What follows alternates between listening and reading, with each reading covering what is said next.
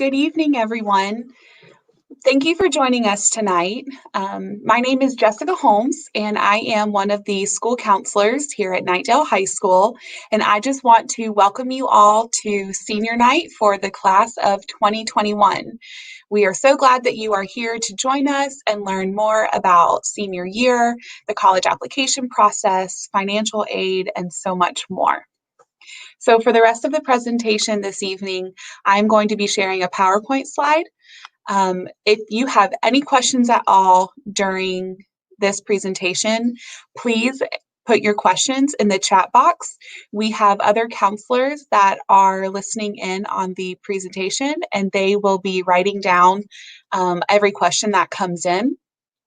And we will be answering those questions either through the chat box, or we will also have a document available on our website once we post the presentation. So you can refer to that as you need and see your questions answered there.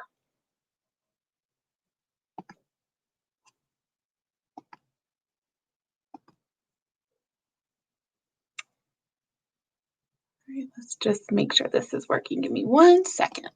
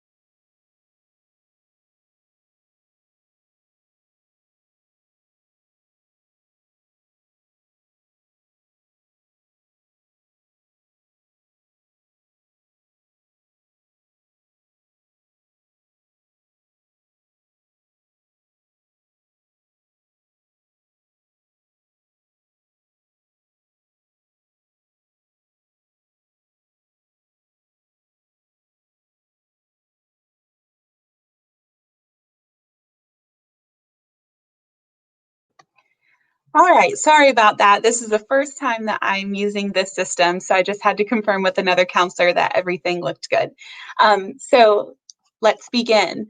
First, I want to introduce you to all of our senior counselors. We have Miss Candace Thomas. She works with seniors with the last names A through F.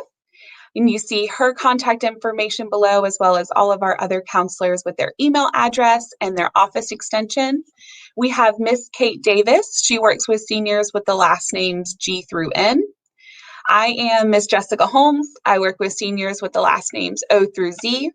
Miss Erica Clarkson is our Dean of Students, and she works with our OCS seniors. We also have Mr. Jonah Rogers. He is our college advisor. So he is a great resource for all things college, college planning, college applications, that sort of thing. Miss Jessica Sayas is our SAP counselor, which is our student assistance program counselor. And then we have Miss Mary Wiggins. She is our guidance tech, and she is a great contact for students who might need to get a fee waiver for SAT or ACT. She is more than likely going to be the person that answers the phone if you call us in student services. So just wanted to make her contact information known as well. And I do want to mention that this presentation is being translated into Spanish for our Spanish-speaking families, and that will be updated or uploaded, to our website once that gets back to me from the Office of Translation. So they told me it would be the beginning of next week. So for all of our Spanish-speaking families, we will have this presentation for you available. So Mr. Jonah Rogers, like I said, is our college advisor. He has his email address and Google Voice number listed on the slide for you. You can text him if you would like. And these are just some of the things that he can help all of our seniors with. So searching for college, preparing for the ACT or SAT, working on applications, scholarships, the FAFSA application, CSS profile. He can definitely review your college essays and stuff like that. So there is a link for him to schedule an appointment with him. And he has a website as well that he updates regularly with information for our students. So both of those links are very handy, and you can click on those once this presentation is uploaded to our website. I also want to introduce the assistant principal for 12th grade. It's Miss Tanya Hanna, and her email address and phone number is listed as well. And she is also going to be a great resource for our seniors throughout the year, just helping to assist any way that she can. We want to point out that the Learning Commons is still available. Our ladies in the Learning Commons, our librarians, are awesome resources, either virtual learning or when we are here in person.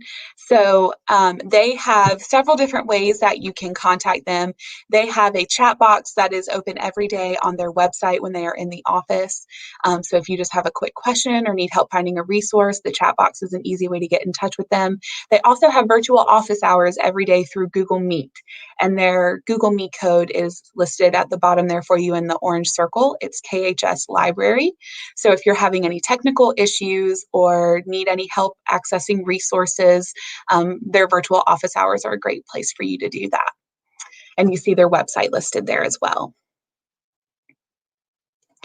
So we really want to stay connected with all of our students and their families while we are progressing through the school year, and we have several different ways that we like to connect with our families. The first way is through Twitter. So we do have a Twitter handle. It's at KHSCD Counselors, and on this Twitter feed, we are constantly posting different updates and information that is relevant to our students that we think they could benefit from. We also have our student services website. We really try to keep this updated as well with the important information and resources for all of our students. Specifically for seniors, we have a senior page on the student services website where you can access important information, dates. This PowerPoint presentation as well as the recording will be posted on our senior page, on the student services website. And there's just lots of other great resources on there, like the scholarship bulletin, different counseling services. All of our contact information is available on this site. You can schedule an appointment with your counselor or your child's counselor through the student services website. We each have links under our team directory where you can schedule an appointment virtually with your counselor. We also want to make sure that all of our families are aware that Mr. Richardson sends home regular reminders through the email and phone number that we have on file for our parents in Power School. So if you are not receiving Mr. Richardson's communication, please make sure that you update your contact information in our office so we can ensure that you're getting all of the important updates and whatnot that is coming from our school, especially while we are in remote learning. We want to make sure that we're connecting with all of our families however we can. And lastly, we want you to join our Remind. So Remind is a free text messaging service where we can send messages to our students and their parents and just give, again, updates and reminders. I know a lot of times it's easy just to get text messages on your phone because we all have our phones with us most of the time.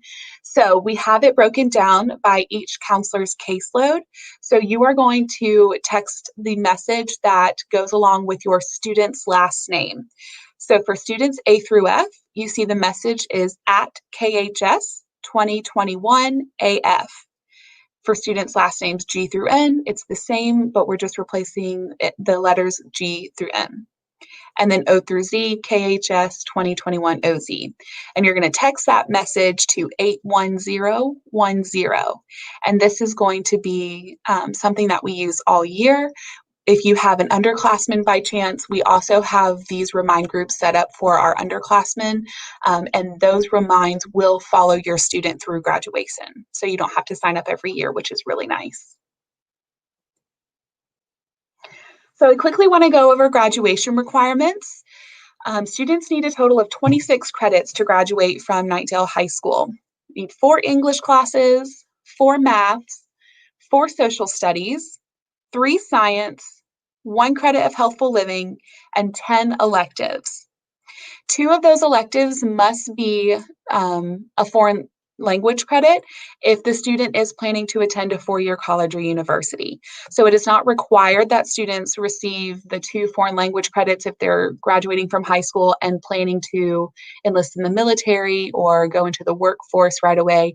But if they want to keep the option open to go to a four-year college or university, it is required for college admissions that students have 2 levels of the same foreign language. So either Spanish 1 and 2 or Chinese 1 and 2.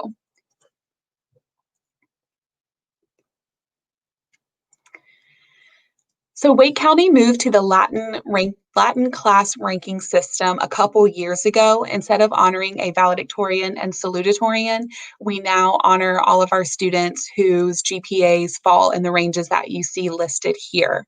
So students who have a weighted GPA between a 3.75 and a 3.99 will graduate with the honors of cum laude.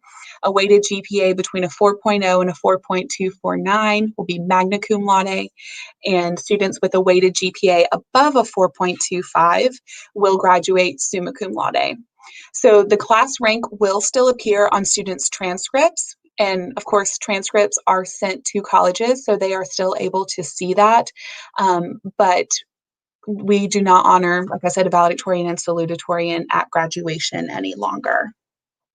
So this is just a change.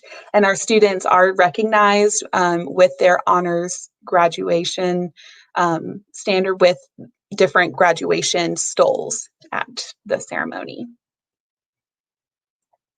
I do just want to make sure that everyone is aware that there is a senior fee that is required for all seniors to pay in order to receive their diploma at the end of graduation. So this is not payable right now. We do not have this posted on our website or anything for you to pay yet, but I did just want to make you aware so that way you all can budget and plan for this amount. The $40 does cover several different things like the diploma cover, different costs associated with graduation, like the flowers and whatnot that you see at the ceremony, as well as senior awards night and every student's stole. Moving on, I want to talk about the Wake Tech Career and College Promise Program. This is an excellent opportunity for our students to take advantage of college level courses while they are still enrolled in high school. So this is open to high school students who meet the requirements to enlist in the program. They do have to meet a certain GPA requirement and have the ability to be successful at the college level while they are still enrolled in high school. So this is something that our seniors can take advantage of if they have not already. They can do this in the spring. We have the websites listed here for you where you can learn more about CCP. And then the mandatory first step in order to enroll in CCP is to attend an information session. So they do not have the information, I guess, posted on the website yet for spring 2021, but that will be coming later this month. I actually checked this morning and it said that it would be posted in late September. So once that information session information is posted, students will be able to sign up. In the spring, due to COVID-19, they were holding the information sessions virtually. So depending on, where we are in a couple months, they might be able to move those information sessions back to in-person learning or in person, or they might keep them virtually. So you do want to make sure that you are checking the Wake Tech CCP website for this information. And the important dates and when you have to register by, if this is something that you want to take advantage of. We do have to make sure that students are taking at least 2 classes at Knightdale while they are enrolled in CCP. And they can have early release in order to get down to Wake Tech in enough time to take their classes. So if you have any questions about Wake Tech, please refer to our website or the CCP website or reach out to your student's counselor, and we are more than happy to help with that. All right, so moving on, we have senior meetings that are coming up. So, senior meetings are something that we do every fall where we meet with our seniors. Each counselor meets with every senior on their caseload individually to talk about what their plans are after high school and how we can help them reach their goals. We also talk about the remaining graduation requirements that they have, make sure everything that they need is on their schedule in order to have the ability to graduate in May. So these senior meetings will begin on September 8th, which is next Tuesday. So once we get back from the long Labor Day weekend, seniors will be beginning to meet with their counselor. Obviously, this will be done virtually this year. So we have a module that has been set up in the KHS Virtual Onboarding Canvas course. This is the same Canvas course that students used during the first week of school, where they were going through the introductory modules every day to just prepare for remote learning.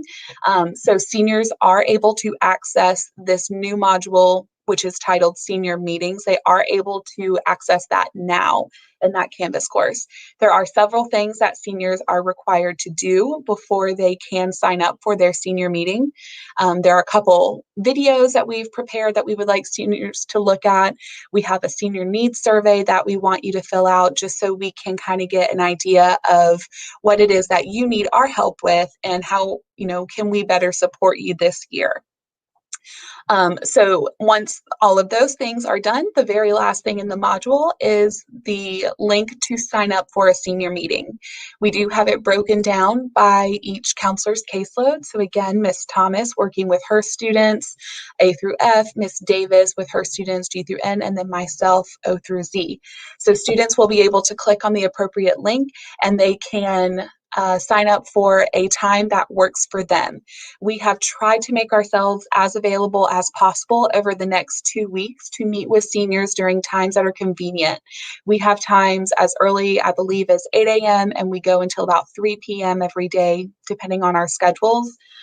We ask that seniors do not sign up for a time when they are in live instruction with their teachers. We don't want them missing that valuable time in class, but we do understand that they do have the independent work time as well as lunch and maybe an opportunity, after school at about 2 or 2:30 to get their senior meeting in.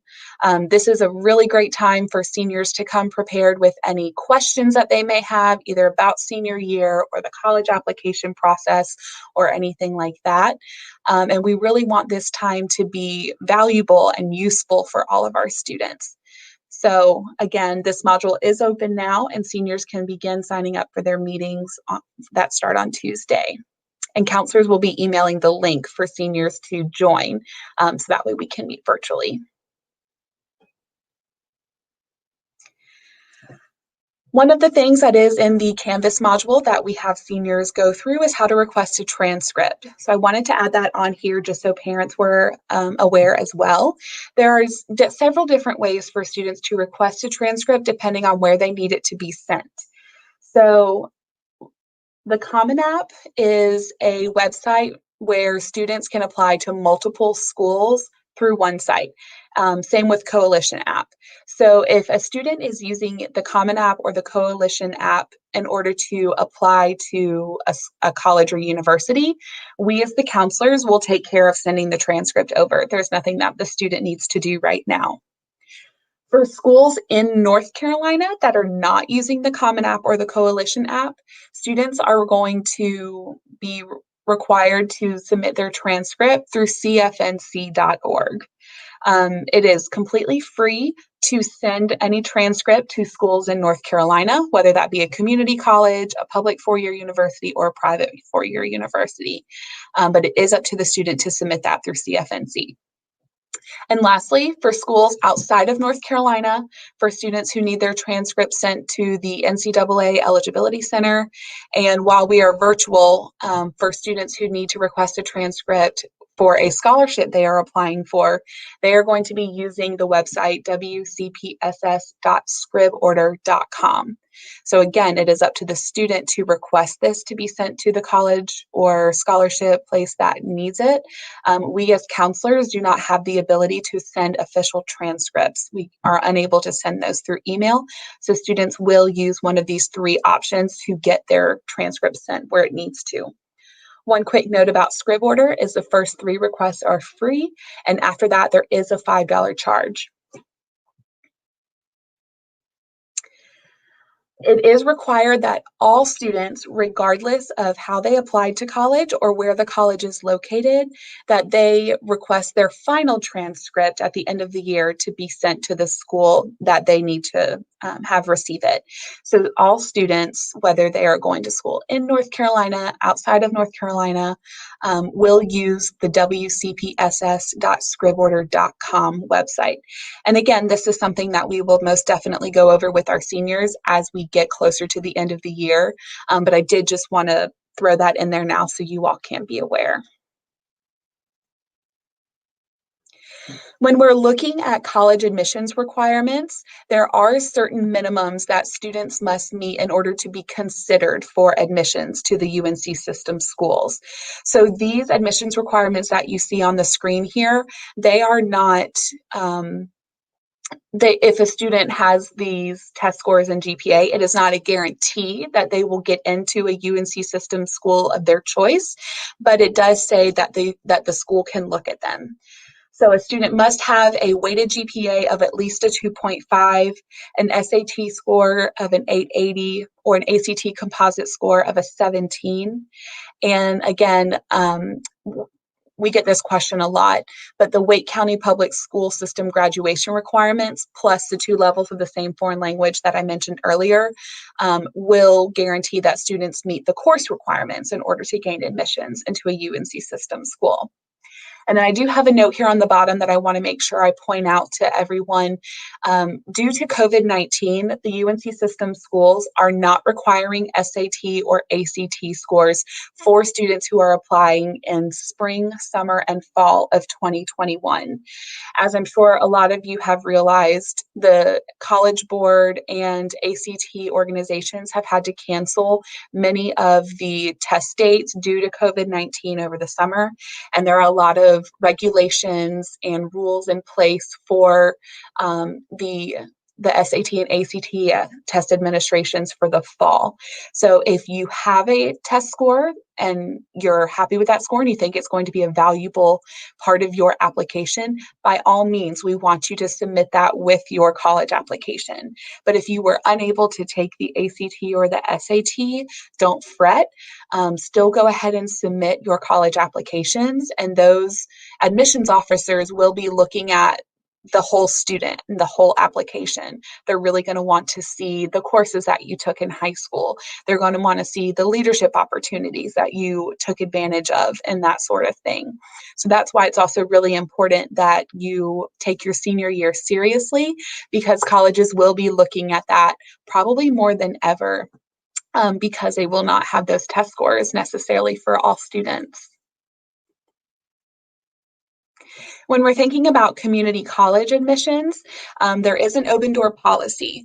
So for all of the community colleges in North Carolina, as long as a student is over the age of 18 and they have graduated from high school and met those requirements, they can be admitted to one of the community colleges. There is no SAT or ACT scores that are required for community college admissions. But again, if you have those scores, you can go ahead and submit those to the community college that you're applying to. And if your scores are high enough, you can place out of some of those lower level English and math classes, which is great because it saves you money in the long run because you don't have to take as many credits. And it's going to save you time because you might not have to take some of those remedial classes in order to get to the college level course. So it is great to go ahead and submit those if you do have them.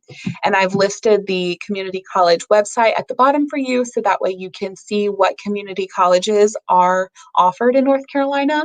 Obviously, Wake Tech is one that we are all familiar with as it's located here in our area, but there are some other great community colleges in North Carolina that have different programs that your student might be interested in.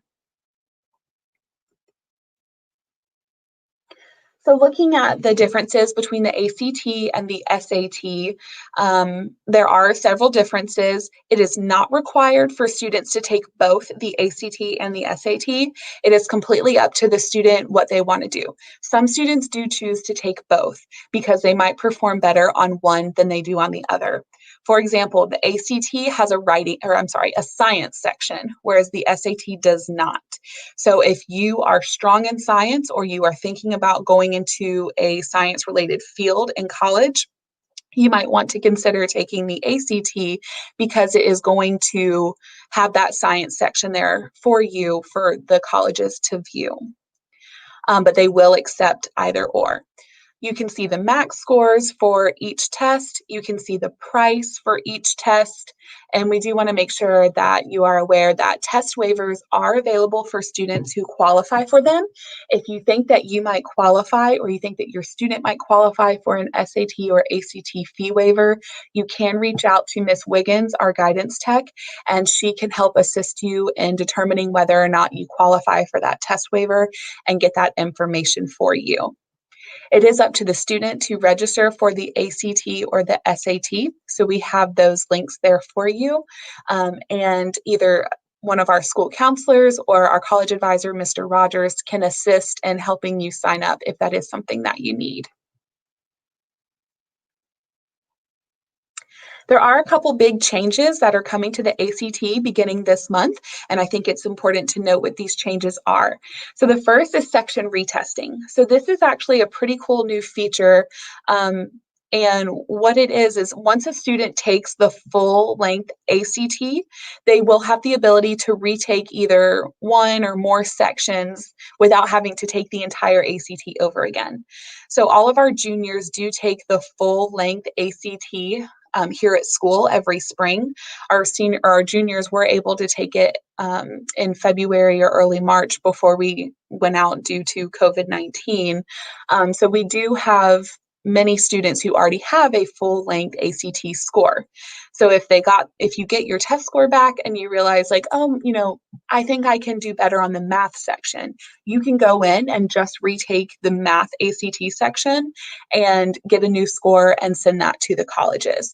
So this is a really good option for students who, do just want to focus on one or two of the ACT sections and want to try to increase their overall composite score.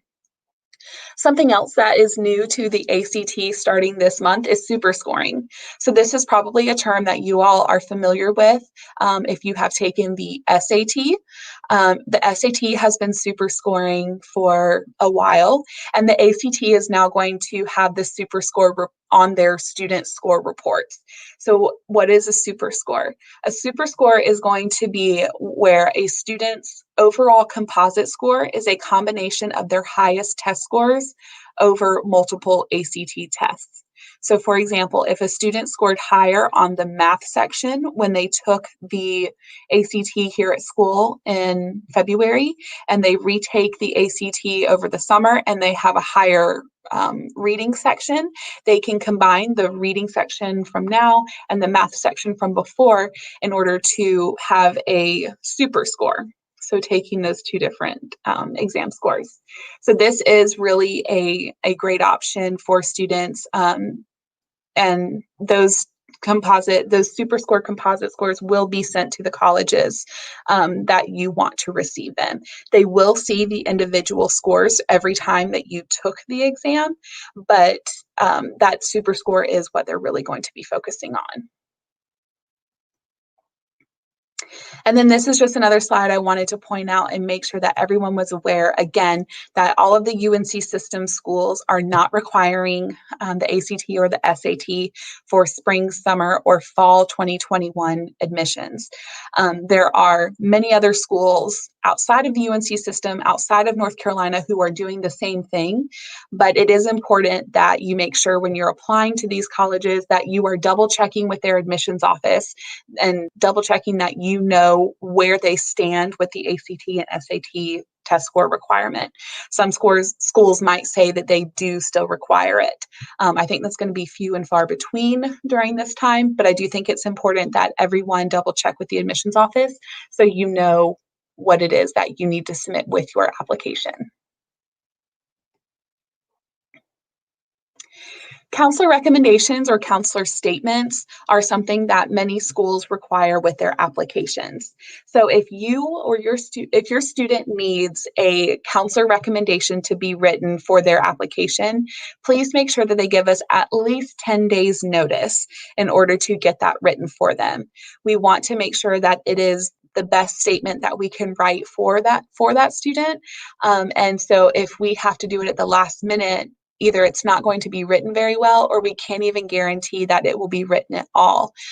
We do have a lot of students that need these recommendations all at the same time, and we want to make sure that we are taking the time to write the best letter for that specific student. So there are a couple things that we need from the student before we can write our counselor recommendation. The first thing is a student profile, and the second is a copy of their resume. So the student profile is basically just questions about the student in terms of their goals, their accomplishments while they've been in high school, and what it is that they're looking to do once they graduate. That can be located on the Google Classroom that we have created for our seniors. The Google Classroom code is posted on the Knightdale High School Student Services website under the seniors page. It's also going to be located in our senior planning guide, which is something that every senior is going to get access to when they go through the senior meetings Canvas module and when they meet with their counselor. So students will definitely be able to get access to that code very easily and get access to that student profile. A resume, if a student already has their resume, we just want them to make sure that it is updated for the start of their senior year and upload that to the Google Classroom as well. We do ask that they be turned in electronically. Whether or not we come back to school in person, it is just much easier for counselors to go to that site and pull the student's resume and student profile from there. Instead of trying to keep track of it in our office. So once the profile and the resume is turned in on Google Classroom, the student can just reach out to their counselor, let them know what the recommendation letter needs to be about, where to submit it, how to submit it, that sort of thing, and we'll be happy to get that done. Personal statements are also something that is required from many different colleges and universities. The questions can vary from school to school, so it's really just important to look at what the college is looking for. A lot of times they ask you to talk about an obstacle that you've overcome throughout your life, any achievements that you've had, goals, etc.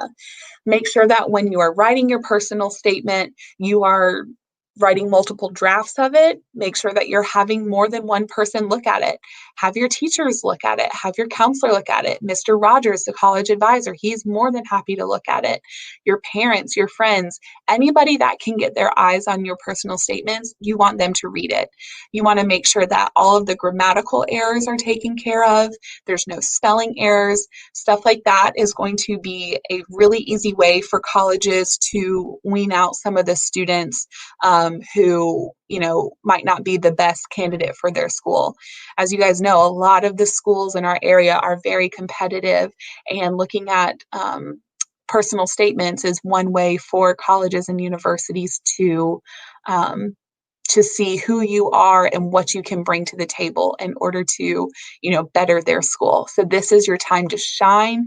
This is your time to really show who you are as a student and as a person. And so, edit those personal statements more than once and get as many people as you can to look at them. I want to go over the different application options. Some of them can be sort of confusing, so I think it's important to note what the differences are. First and foremost is early action versus early decision. So this is where it can kind of get tricky, and you want to make sure that you understand which application you are applying for. So, an early action college application is going to be a non binding application where students are notified of their decision earlier than if you applied regular admissions. So, usually you find out in January or February, and non binding means that you can apply to multiple schools and get multiple early action acceptances, and then decide after you receive all of your acceptances what school you would like to attend. Whereas early decision is a binding application option. So binding means that you can only apply to one early decision school. And if you are admitted into that school, you must attend that school. You can only apply to one, like I said, and if you are granted admissions into that school, you must withdraw any early action or regular admissions applications that you have submitted.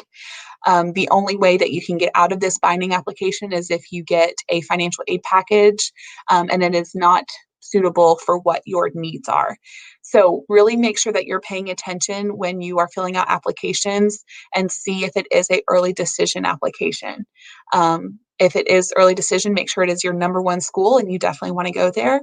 If it's just a school you want to consider and not necessarily commit to, you would want to apply regular admissions or early action. Okay. Regular admissions applications are typically going to be due a little bit later in the year. Anytime between November and February, there might even be some schools that will take regular admissions applications into February into March or April, but you really just have to see. And then you will find out obviously later if you gain admissions into that school. And then last but not least is rolling admissions. So this is for schools that they have no hard deadline. Students can apply at any point during the year, up until that college or university has met their limit for their freshman class. Typically, students will receive their admissions decision at a rolling admissions school within 4 to 6 weeks of submitting their application. So that's really nice because if you can apply now and you can find out, by October whether or not you've gotten into those schools. Some different things we want you to consider when you are building your college list. Number one would be the cost of attendance. The average annual cost to attend a school can be different from the sticker price. So you might be looking at different schools and see that their tuition rate is one price, but that's not taking into account the room and board, the student fees, the supplies, the books, and that sort of thing. So when you are looking at different schools, you want to make sure that you're looking at the overall cost of attendance. So how much money am I going to have to pay for everything? This can vary from school to school. And, you really want to make sure that you're looking at that because a lot of times people think, a private school is going to be a lot more expensive than a public school. Yes, the sticker price, shows that it is much more expensive, but have you taken into consideration the financial aid, scholarships, and that sort of thing? So that is something to consider. You also want to consider whether or not the school that you're applying to has the major that you're interested in. If you want to go to school for marine biology, you probably don't want to go to a school in the mountains of North Carolina where you are far away from the ocean and can't study the marine biology that you could if you went to a school that's on the coast. So you really want to think about that. You don't want to go to a school just for the name of the school. You really do want to go somewhere that is going to meet your dreams and meet your goals and help you to achieve the things that you're looking to achieve. The size of the school, the location of the school, these are also important things to consider. Many times, this is the first time that students have either left the Knightdale Raleigh area. And so you really want to think like, how quickly do you want to be able to get home if you needed to? Do you want to go to a school in a large city? Do you want to go to a school that's in a more rural setting? These are really things to think about as well. The location of the school is also important for tuition purposes. As a North Carolina resident, for tuition purposes, if you go to a school in North Carolina, your tuition will be cheaper than if you go to a school outside of North Carolina, or if a non-North Carolina resident comes to school in North Carolina. So that's really important. as well as the extracurricular activities. So college is a wonderful opportunity for students to get exposure to different clubs and organizations, try new things. I mean, colleges have tons and tons and tons of different extracurriculars available to students. So start thinking about some things that you're interested in looking at. Is study abroad important to you? Is having a research position important to you? Think about things like that and look at those schools' websites and try to get an idea of what it is that they can offer their students outside of the classroom. And, that is definitely important. But overall, like, what is the best fit for you? What is the best fit for your student? That's going to look different to every single person. And so, really, just thinking about, coming up with a list of things that you have to have in a school is really going to help you to narrow down your college list and narrow down the schools that you're interested in applying for.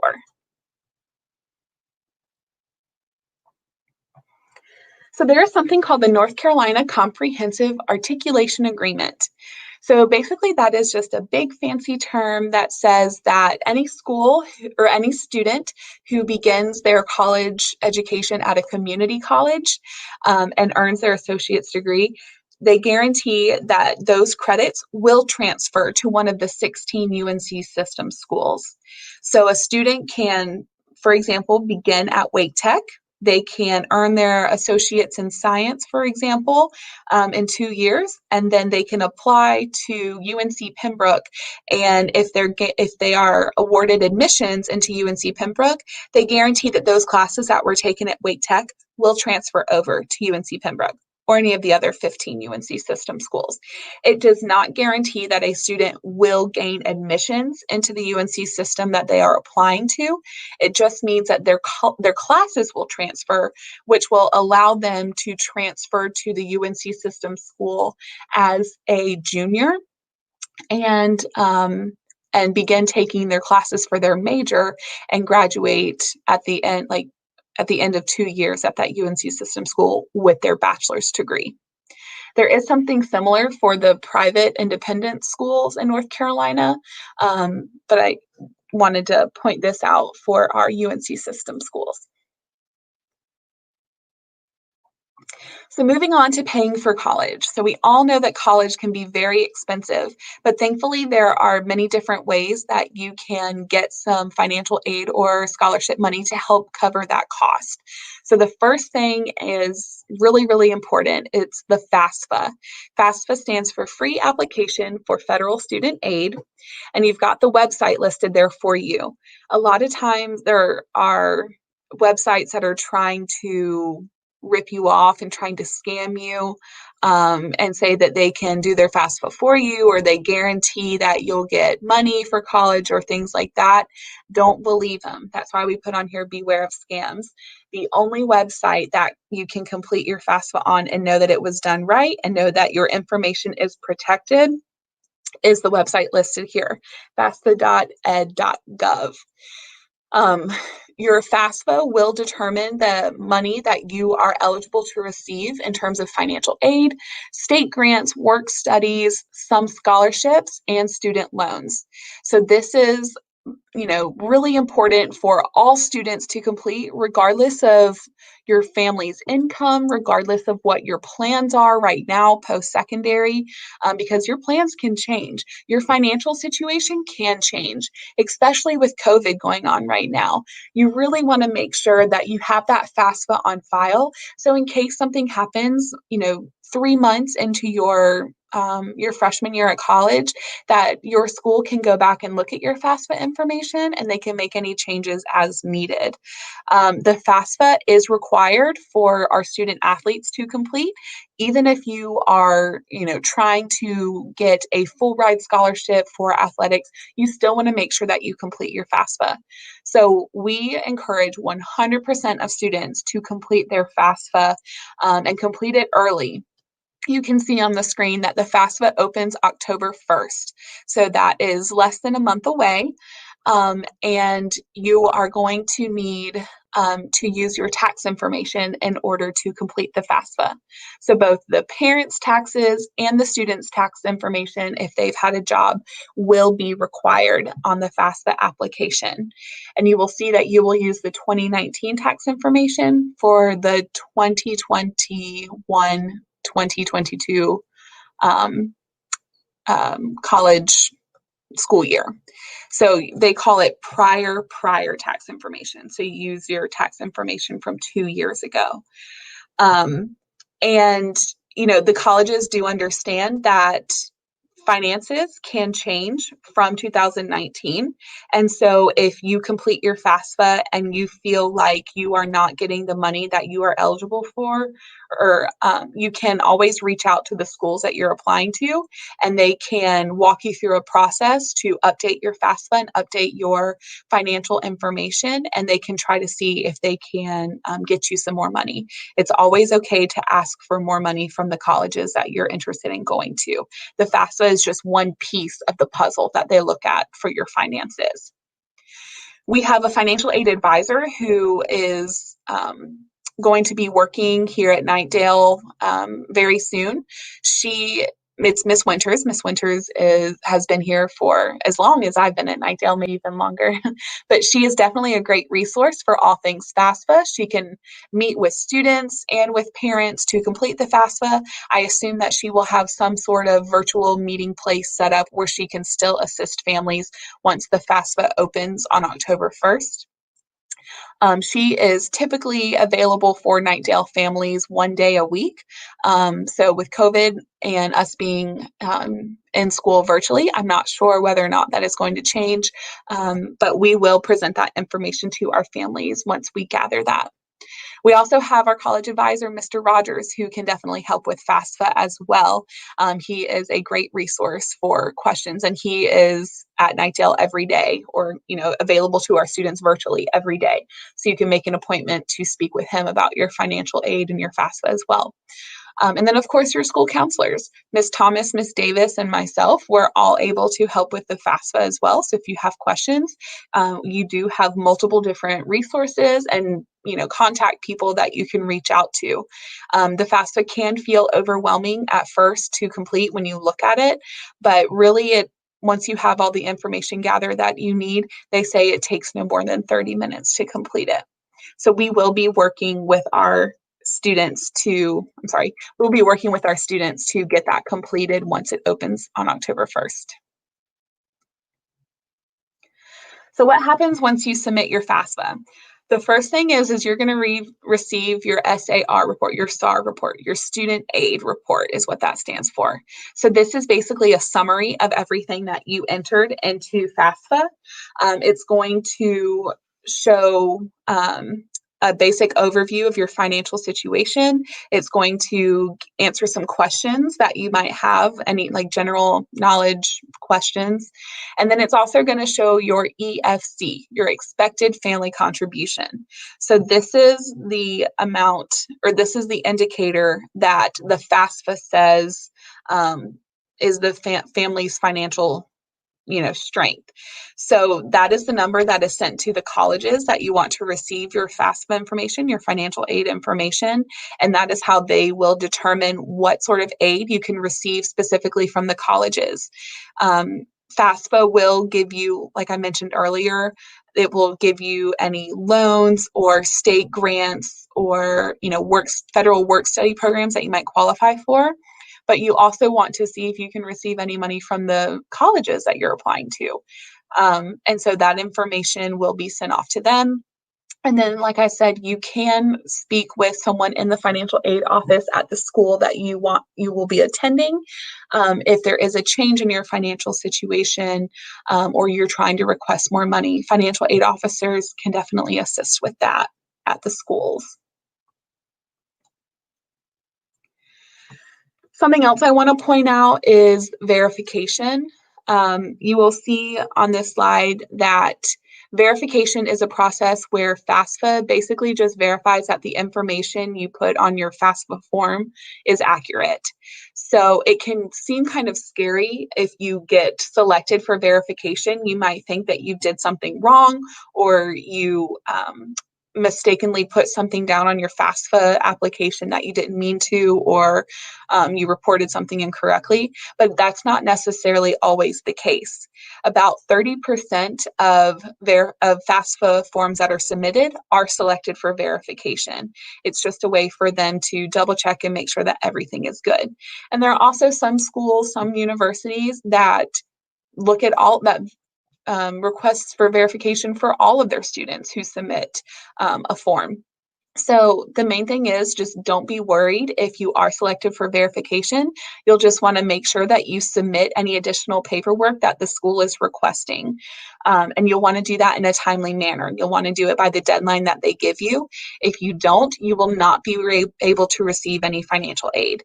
And that's obviously not what anybody wants. Everyone wants to definitely get the aid that you qualify for.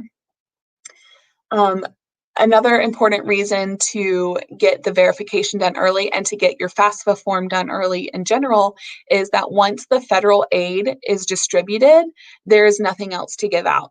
So you want to submit your application early so that way you're first in line for that money that you qualify for. If you wait to complete your FAFSA in June, when you've decided what school you want to go to, or maybe, for the entire length of your senior year, you didn't think you wanted to go to college, so you didn't complete your FAFSA until May or June. Well, now all of a sudden, all of that money has been distributed to the people who have completed their FAFSA early, and you're not left with anything, even if you do qualify for some money. So that is why it's so crucial to go ahead and get that FAFSA done early, get it done this fall. So that way you don't even have to worry about that. You know that you're going to be first in line to get any money that you do qualify for. Next, when we're talking about paying for college, we want to talk about scholarships. So scholarships is free money. This is an excellent way for students to get as much money as possible to help them cover the cost of college. There are going to be some students who might not qualify for any financial aid from their FAFSA, and that's okay.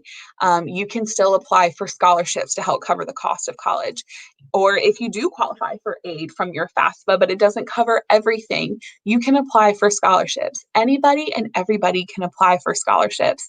There are tons of scholarships out there, and every year there's so much money that goes unclaimed because students simply don't know that it's available. So we try to do as much promotion as we can for different scholarship resources that we have here at Knightdale. We have a scholarship bulletin that you see on the slide that's highlighted in blue. That is a clickable link. So once it is posted on our website, you can click there and it will take you right to our scholarship bulletin. This is a document that we update at least once a month with scholarships that we find out about through our office. So they've actually started rolling in. Counselors are starting to get emails from different organizations and different schools about scholarships that they offer to students. And so we add those to the KHS Scholarship Bulletin throughout the year with the information, the links to apply, the deadlines, all that sort of thing. So that is a great place to check out scholarships. Other places that you can look, community organizations. There are different workplaces that you as parents might be a part of that offer scholarships for your children. Local churches, all of those are great places to start. There are also tons of scholarship search engines on the web that you can look at as well.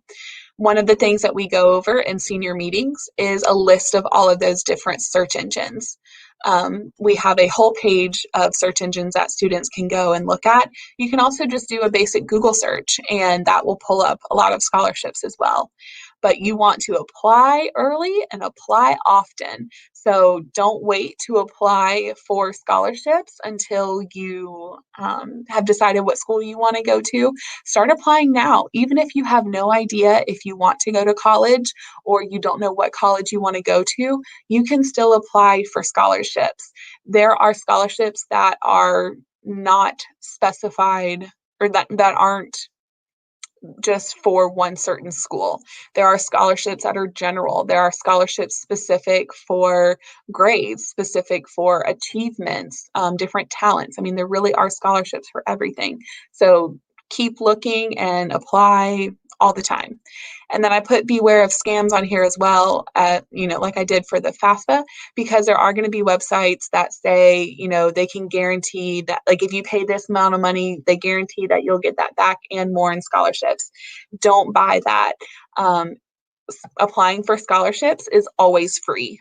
So you should never have to pay money to apply to get money to help you pay for college. So just beware of that. When you are looking at scholarships, you might see the term need-based, or you might see the term merit-based. So need-based scholarship is going to be based on a person's FAFSA information. So their income, the assets that the family has, how many students are in college at one given time from the family household, things like that. It is going to require some sort of verification of your financials as a student and as a parent. And it's going to vary depending on the school that you're applying to or that is offering you the aid. So I've given some examples. These are going to be grants, scholarships, federal work study. And then the other option that you might hear is merit-based. So merit-based scholarships is going to be based on a student's accomplishments, whether that be their ACT or SAT scores, their GPA, maybe a leadership opportunity they've been enrolled in. Some scholarships might ask for a student to complete an essay on a given topic. Those are all going to be merit-based scholarships.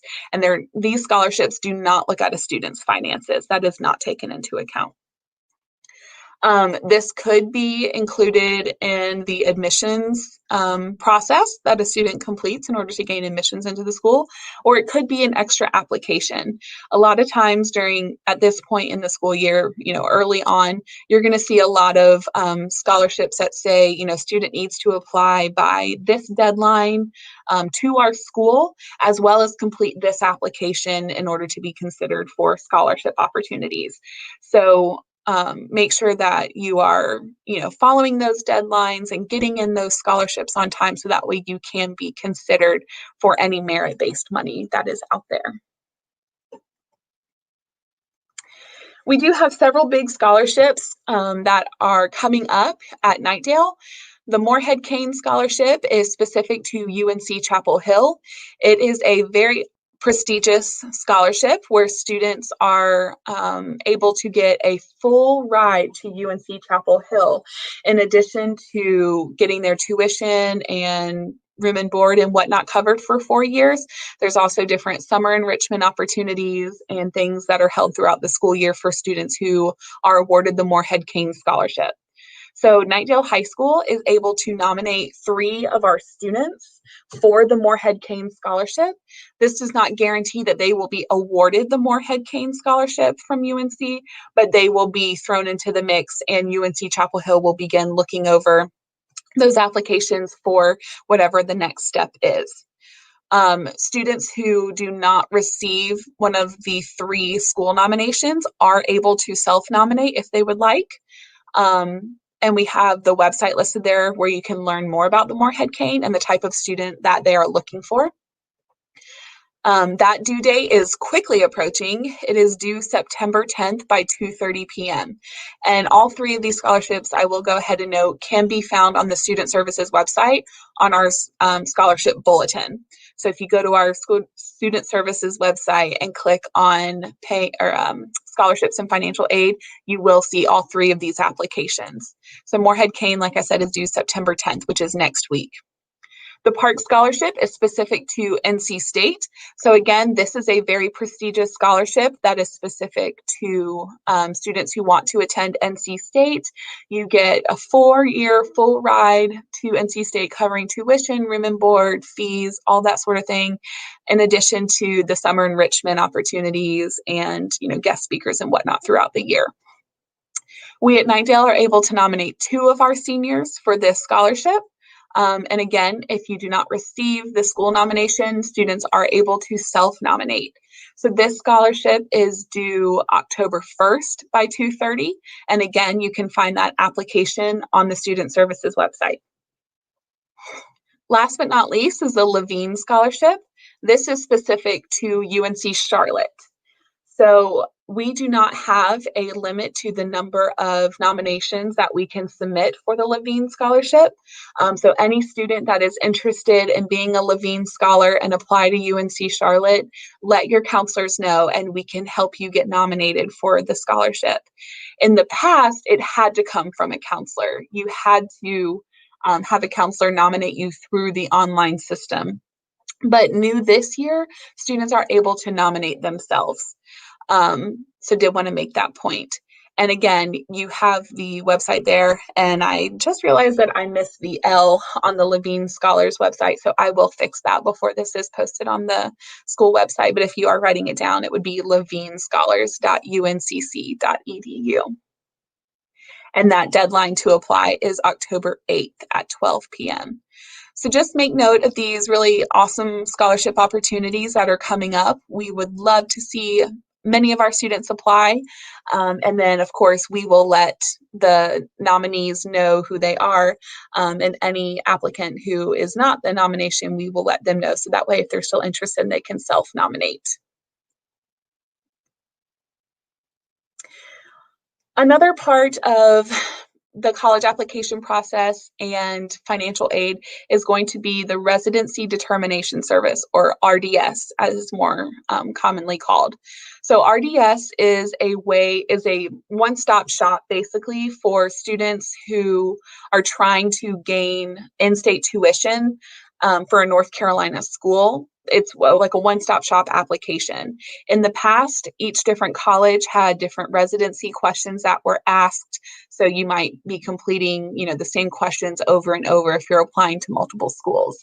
Now it is centralized. So there's one RDS application. You complete it, you receive your identification number that you can then submit to school so they can determine whether or not you will receive in-state tuition or out-of-state tuition. It is definitely required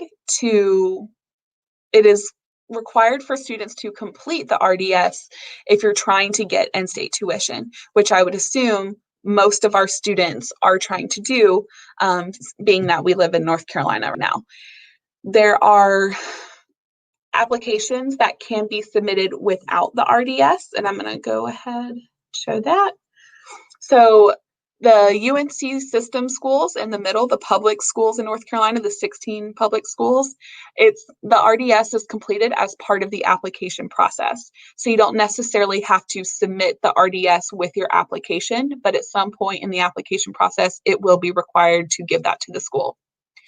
For the North Carolina independent schools, so the private schools in North Carolina, you submit your RDS application as part of the financial aid process.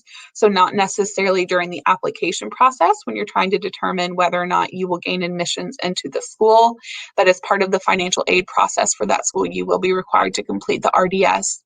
And then community colleges at the top, it is required that the RDS be completed before you can even submit your application to that school.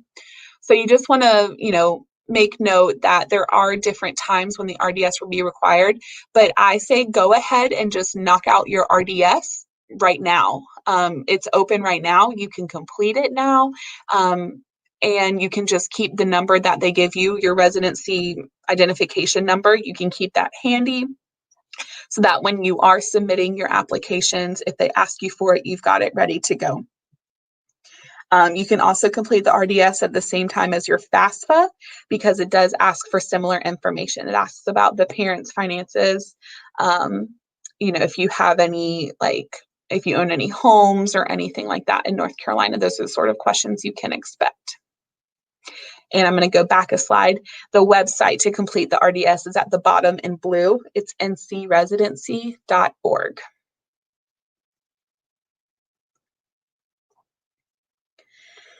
We have a wonderful representative from CFNC who typically presents at our senior night on financial aid. Her name is Miss Sarita Broadway. And just because of the nature of a virtual event, Miss Broadway was not able to present tonight, but she is going to send over some other financial aid information that is going to be very helpful for our students and families as they are working through the college application process and the FAFSA process and stuff like that. So once I have that information from Miss Broadway, I will be sure to upload that to our student services website so you can refer to it as you need and as you have questions.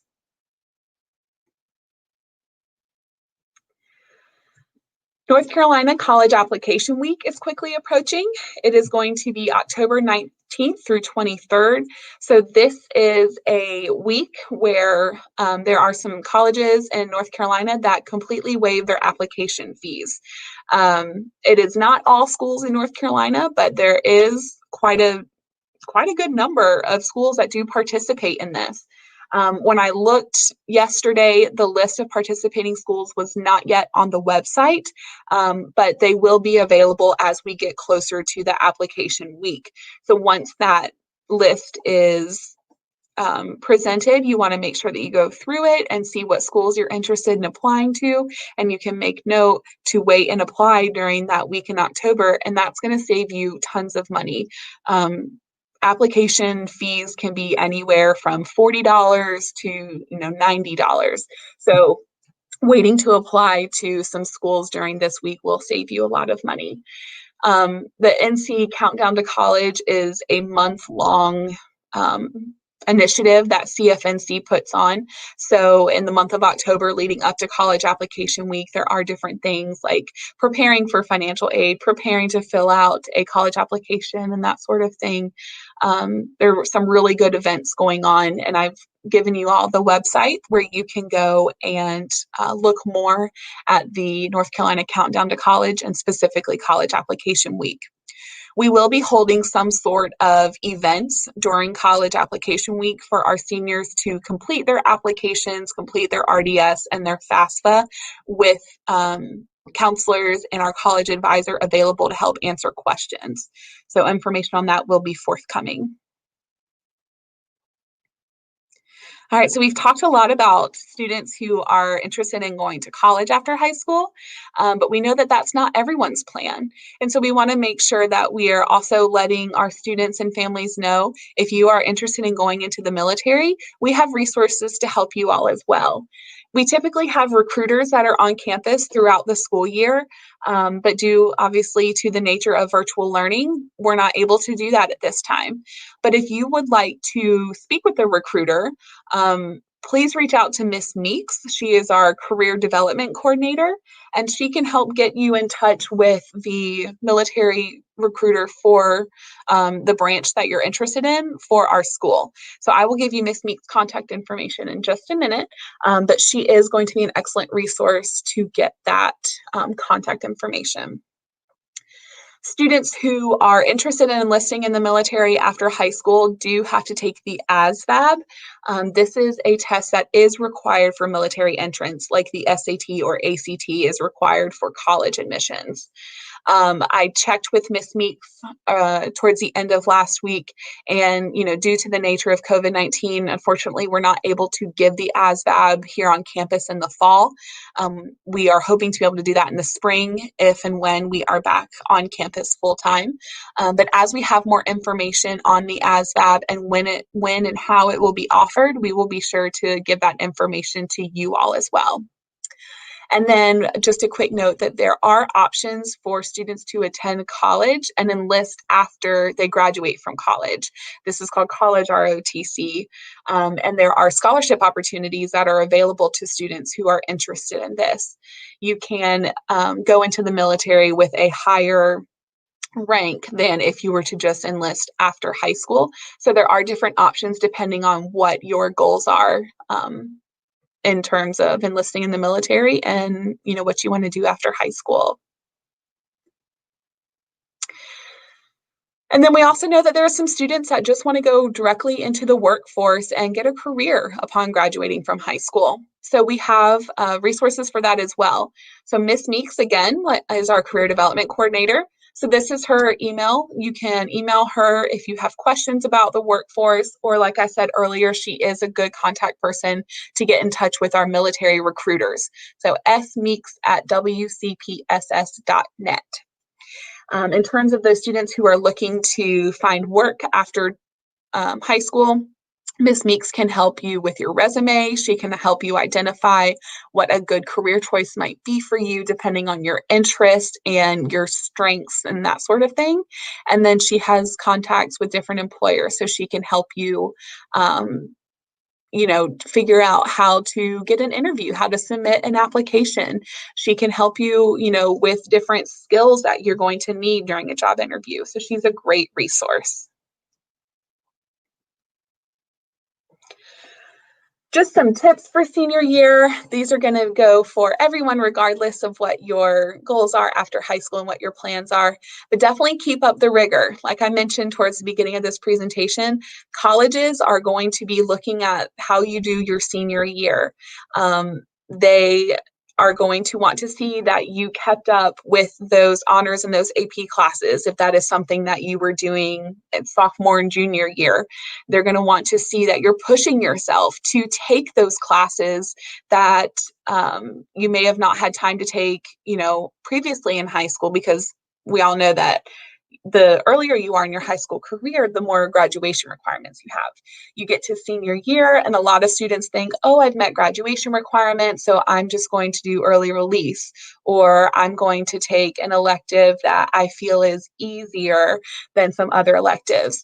But I really want to stress that colleges want to see that you are taking those extra electives, that you're not taking early release unless, you have a job that you're able to go to get that career experience, or you're going down to Wake Tech to take those classes through CCP or something like that.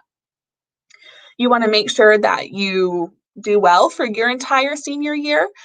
So even once you get those college admissions, like if you apply early action and you begin getting those college admissions in January and February, you still have several months left of your high school career, and colleges will see your final transcript. They will see how you did your second semester classes. And if they see that you have fallen off the bandwagon and you didn't finish those second semester classes, as well as you may have, first semester, they can revoke that college acceptance. They can take that away from you. So you want to make sure that you finish your senior year strong. You push through those classes, you study for those tests, you show up every day and you ask questions from your teachers. Get extra help if you need it. Make sure that you are doing everything you can to have a successful senior year, so that way they don't have to revoke that acceptance. And lastly, stay out of trouble.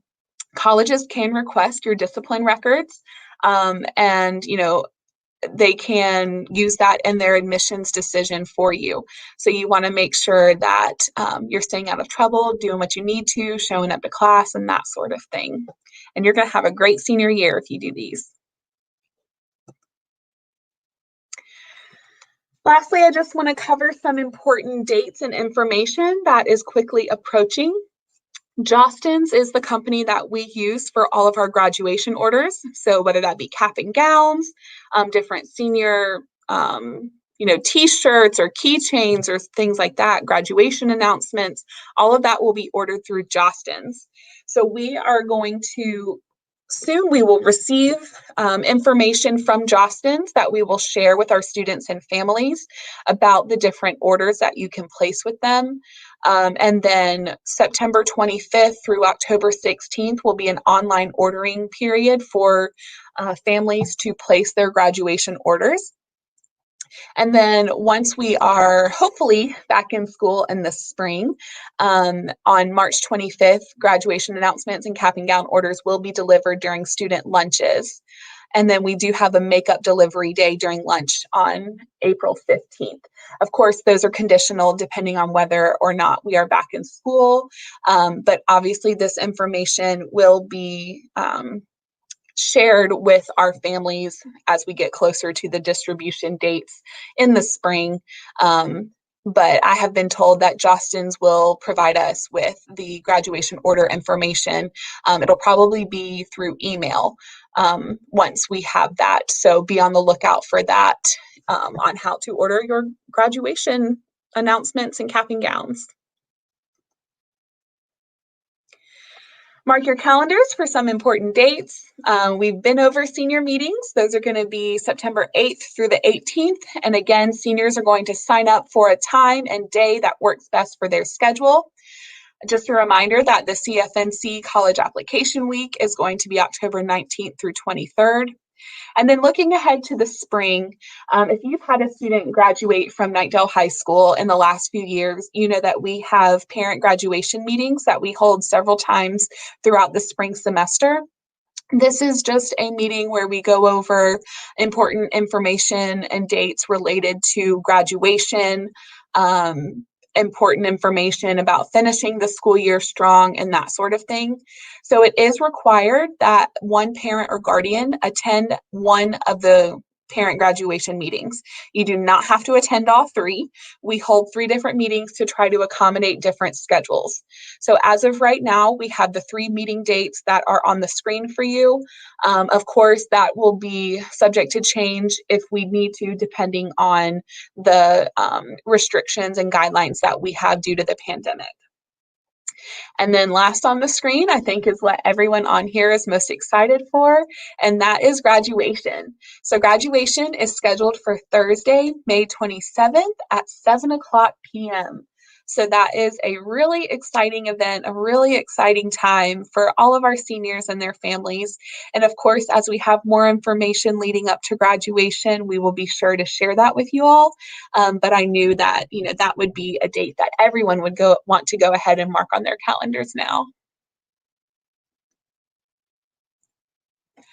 Another event that's coming up soon is the CACRO College Exploration Conference.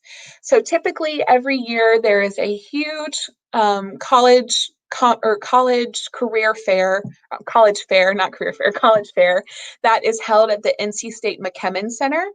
Obviously, due to the pandemic, that has moved virtually. And they are doing some really, really cool things this year through the virtual setting. They're holding different sessions about the college application process. I was looking through, there are sessions on financial aid, there are sessions on preparing your applications, that sort of thing. And then there are going to be tons of different sessions specific to different schools. As you can see, there are 201 colleges and universities participating in this virtual college fair, which I think is just phenomenal. They're from 26 different states, so it's not just, North Carolina or the Southeast, like they are from all over the place. And there's 4 different countries that are going to be represented. So this is a wonderful, wonderful event for our students and families to gain exposure to different colleges, to gain exposure to different parts of the application process and financial aid, and get any questions that you have answered. The schedule and the registration link will be this, like I said, this will be a clickable link for you once this is posted on our website. This information is already posted on the Student Services website under the tab College Information. You will be able to click on this link and look at the different schools participating and look at the different information sessions that are going to be held and the times and days and all that sort of thing. So I strongly encourage all of our students to sign up for some of these sessions and just get a taste of what is out there and what these different schools can offer you. So I know that you all have been asking questions in our chat box. That has been awesome. I haven't been able to see them during the presentation, but I know our other counselors have been, monitoring that and writing them down. If you leave this presentation tonight and you realize like, oh, I forgot to ask that question, or something pops into your head, we have this bit.ly where you can go and ask any questions. We will leave this open on our website for you all to go in and put questions, and we will monitor that form, and we will answer your questions within 24 to 48 school hours, or school days, and so you'll be able to go back and look at what other questions people had and get your questions answered and stuff like that. So bit.ly/senior questions 20, you can write that down and ask any questions that you have related to the information that was covered here tonight, or anything else that just pops into your head. We will find the answer if we don't have it for you. And I just wanted to leave you all with this quote tonight: the future belongs to those who believe in the beauty of their dreams. So that is from Eleanor Roosevelt. And I just want to thank you all so much for attending tonight. I really hope that this presentation has been beneficial for you and has answered a lot of questions that you have. And it's just getting you to start to think about senior year and what needs to happen, in terms of you as students to reach your goals, and parents, and, for you to be able to help your student start making a plan and helping them to reach those goals. So we do have a survey evaluation that we would love for you to complete to just let us know how this presentation was, and what we can do to make it better for the future events that we hold this year. We really do value your feedback and we take it to heart, and we want to make sure that when we have events like this, that it is information that is relevant for our students and our families, and it is helpful. So if you will just take a minute and answer a few questions at bit.ly/senior knight with a K 2020. And that is all I have for you all tonight. So again, thank you so much for attending, and I hope you have a great evening. Bye-bye.